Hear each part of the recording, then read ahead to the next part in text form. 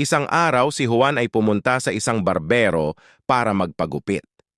Habang ginugupitan siya, tinanong ng barbero, "Juan, bakit ang hilig-hilig mong magsuot ng sombrero?"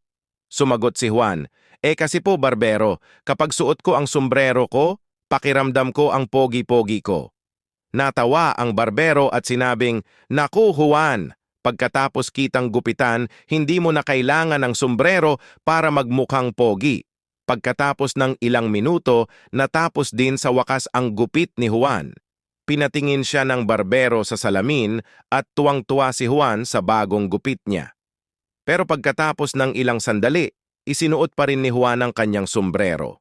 Nagulat ang barbero at tinanong, "Bakit mo pa rin suot ang sombrero mo, Juan?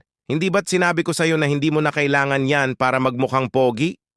Ngumiti si Juan at sumagot, "Ay, barbero, kaya ko suot to dahil kapag tinanggal ko, makikita nila na kalbo pala ako.